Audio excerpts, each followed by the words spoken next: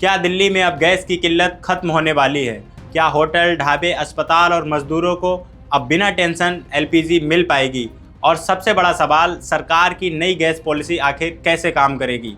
नमस्कार, मेरा नाम है फैसल और आप देख रहे हैं द हिंदी टॉप। आज हम एक ऐसे फैसले को आसान भाषा में समझेंगे जो सीधे आपकी थाली, आपके बिजनेस और लाखों मजदूरों की रोज़मर्रा की ज़िंदगी से जुड़ा है। दरअसल 26 मार्च 2026 को दिल्ली सरकार ने कमर्शियल एलपीजी सिलेंडर को लेकर एक नई पॉलिसी लागू की। खाद्य एवं आपूर्ति मंत्री मजिंदर सिंह सिरसा के मुताबिक अब गैस का आवंटन पुराने तरीके से नहीं होगा। पहले क्या होता था, मान लीजिए आपके होटल में हर महीने 10 सिलेंडर की ज़रूरत है तो आपको सिर्फ 20% यानी 2 सिलेंडर ही मिलते थे। अब इस नियम को बदलकर 50% कर दिया गया है, यानी उसी उदाहरण में अब आपको 5 सिलेंडर मिलेंगे।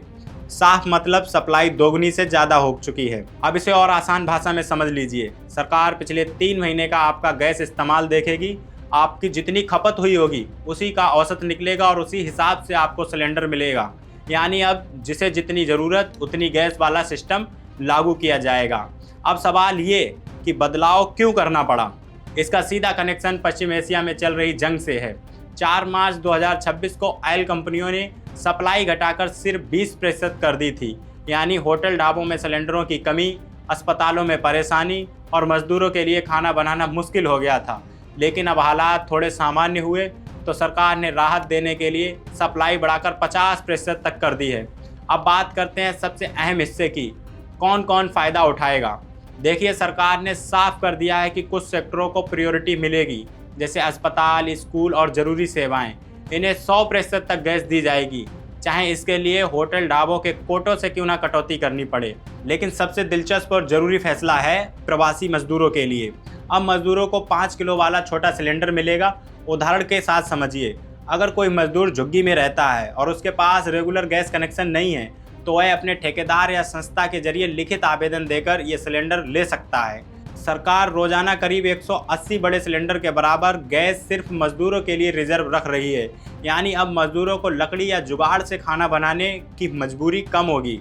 अब डिस्ट्रीब्यूशन सिस्टम भी समझ लीजिए, रोजाना पहले 1800 सिलेंडर मिलते थे, अब 4500 सिलेंडर दिए जाएंगे। यानी सप्लाई सीधे 2.5 गुना बढ़ गई है। और अगर डिमांड ज़्यादा हुई तो FIFO यानी पहले आओ और पहले पाओ वाला नियम लागू होगा। साथ ही एक और ज़रूरी बात, अब हर कमर्शियल यूज़र को गैस कंपनी के साथ रजिस्ट्रेशन कराना होगा या PNG कनेक्शन के लिए आवेदन करना होगा। यानी सिस्टम को ज़्यादा ट्रांसपेरेंट और ट्रैक करने लायक बनाया जा रहा है ताकि ब्लैक मार्केटिंग या गलत इस्तेमाल रोका जा सके। अब बड़ा सवाल यह है कि क्या गैस की लाइनों में लगना खत्म हो गया है? तो देखिए, पूरी तरह तो नहीं, लेकिन अब सिस्टम पहले से ज़्यादा स्मार्ट और ज़रूरत के हिसाब से काम करेगा। इस पॉलिसी का सबसे बड़ा मैसेज क्या है? सरकार अब one size fits all model छोड़कर नीड बेस्ड सप्लाई पर जा रही है। यानी अस्पताल को ज़्यादा, मजदूरों को ज़रूरी और होटल को उसकी खपत के हिसाब से गैस मिलेगी। तो अब सवाल आपसे, क्या ये नई गैस पॉलिसी वाकई ज़मीन पर राहत दे पाएगी या फिर सिर्फ कागज़ों तक ही सीमित रह जाएगी? कमेंट में ज़रूर बताइए, क्या आपको लगता है कि अब गैस की समस्या कम होगी? और अभी तक आपने हमारे चैनल को सब्सक्राइब नहीं किया है तो सब्सक्राइब करें और हमें सोशल मीडिया प्लेटफॉर्म फेसबुक और इंस्टाग्राम पर भी फॉलो कर सकते हैं।